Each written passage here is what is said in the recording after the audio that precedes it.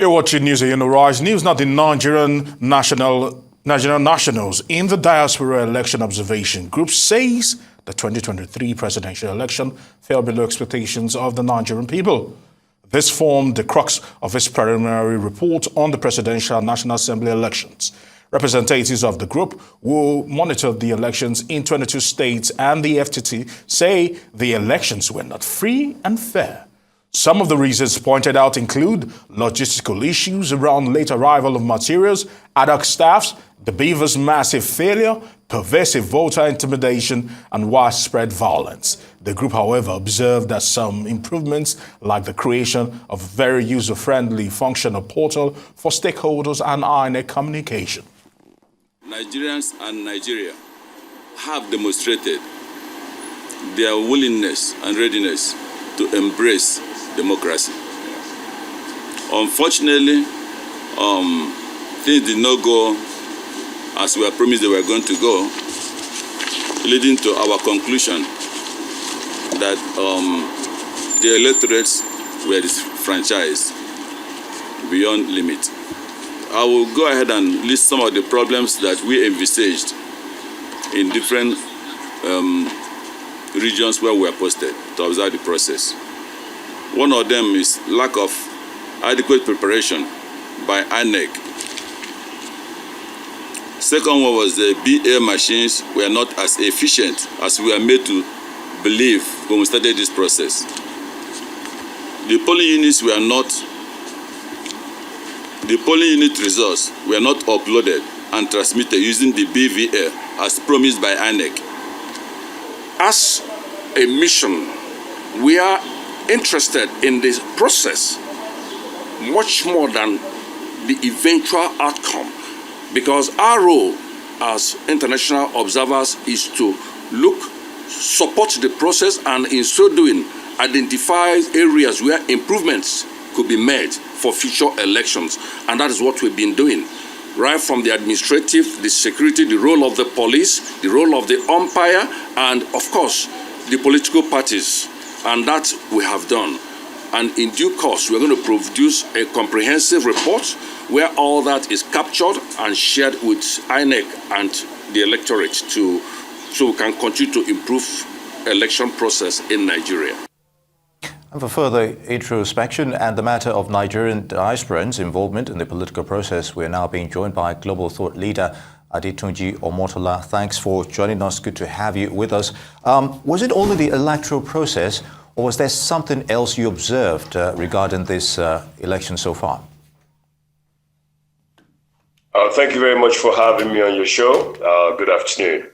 Look, my take on this whole election, this 2023 elections, and I was fortunate to be in Nigeria a few weeks ago, I see it as a serious challenge for the country because, first of all, from the point of view of INEC, registered 93 million voters. And we saw from the elections that less than 30 million of those voted in the presidential elections. So that, given that low turnout itself, it's very concerning. But of course, we have also seen, even during the period of the elections, that there was a lot of violence in Lagos, in other parts of the country, even in Kogi. And then in the end, the most important part of the election that was supposed to be the uploading of results on the beavers machine directly from the polling units to the IREF machines, IREF of INEC, was not done. And that is why you would see that, in fact, the NRI and the IRI, the Republican Institute and the European Union, they've said that these elections were not transparent and fair. Of course, we've seen the ECOWAS and the Commonwealth led by former President Thabo Mbeki, and ECOWAS led by former President Bai Koroma of Sierra Leone say that, well, generally, largely it was peaceful. But the reality is that when you have an election of this magnitude, and there's so much incompetence around the process, and even in the final analysis, when it was announced, the results were announced about 2 in the morning. Who announces results at 2 in the morning?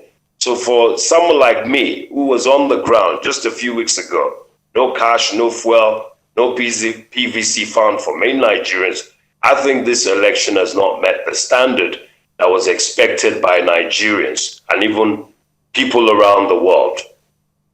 All right, Tunji, a lot of the APC would rather think that people like you and organizations that you represent are just rabble rousers because they have hinged on technicalities to explain all that happened in the course of the election.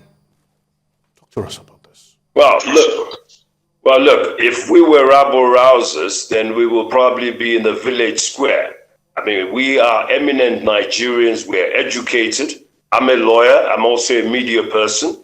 I understand what the requirements of the electoral law are. We know that when the law was passed, everybody in Nigeria was dancing. And that's why everybody said, go and get your PVC. Even INEC could not give me my PVC, and I was there. And so we cannot continue to listen to the voice of one party. There are many political parties in Nigeria. There are diverse voices. There's civil society. There were election observers in the country. There are many Nigerians who were at those polling booths up and down the country. So are people lying? Are people going to lie about their experience? I don't agree with the view of APC about rabble rousers. That's actually a condescending statement. Very good. Tunji, as you noticed, the participation largely by the electorate was quite low in this election, and it was thought to be one of the lowest so far. What's the way forward here? What were the problems therein? Look, there's always ways and means to improve situations that are bad like this. Again, I always say that why does Nigeria have to be in the news for very bad things, whether it's election fraud, whether it's Boko Haram, whether it's kidnapping, banditry?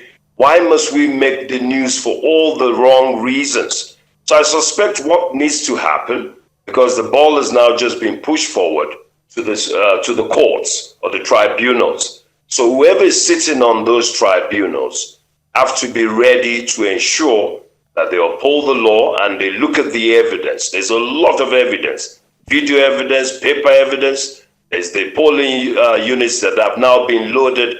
People's photographs have been loaded there. Results for Nasarawa or Jigawa turns up in Osun State. It has been a nightmare. So I believe that the courts and the tribunals are now the last hope for those who went out and voted on that day. And I know somebody who actually walked for 20 kilometers, a couple, just so that they can vote.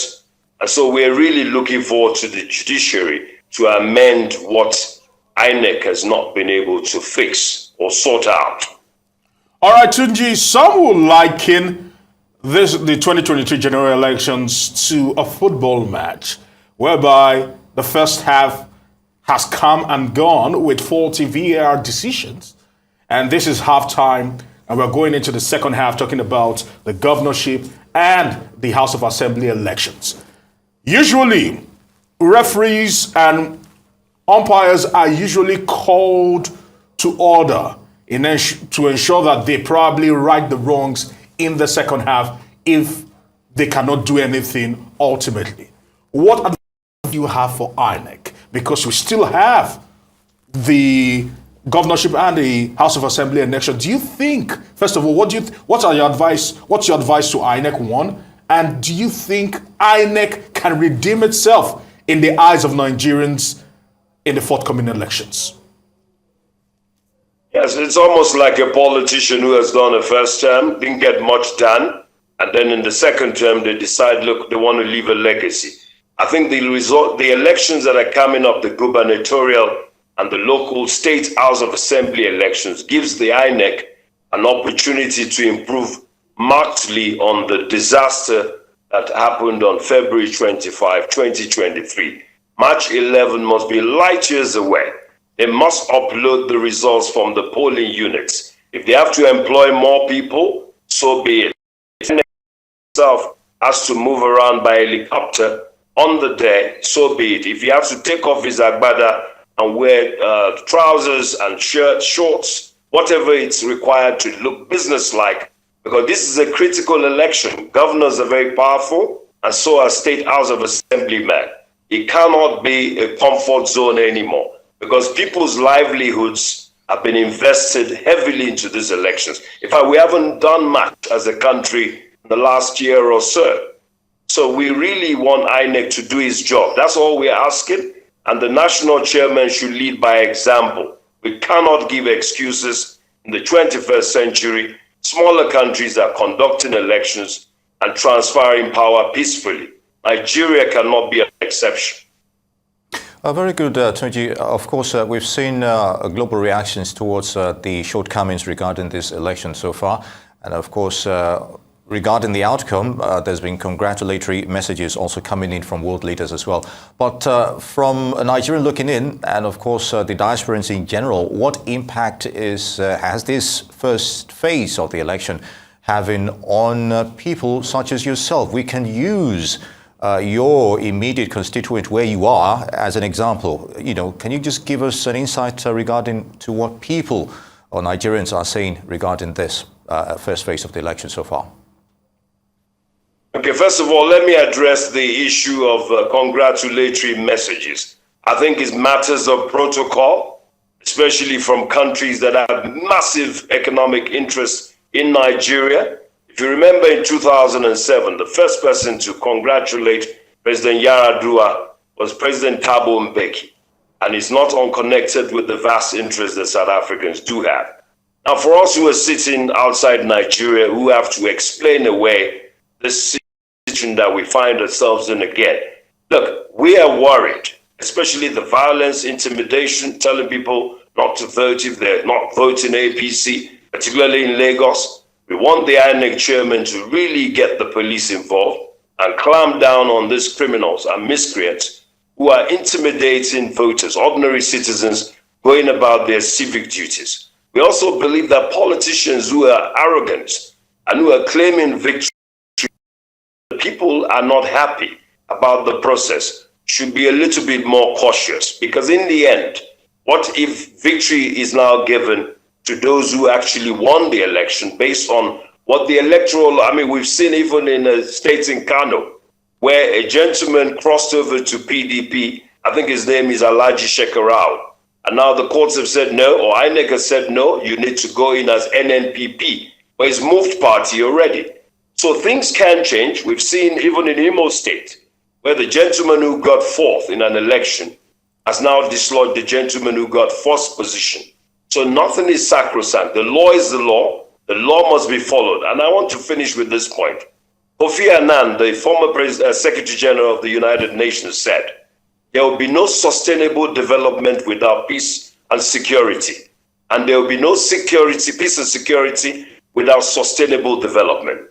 And these two things must be predicated on, firstly, the rule of law and respect for human rights. Now, Nigeria does not have a very good record when it comes to upholding the law and also upholding human rights. So I believe INEC should be aware and wary of this kind of situation that they find themselves in, and they now have an opportunity to fix it on Saturday. All right, Adetunji, I want to say thank you very much for joining us here on Newsday.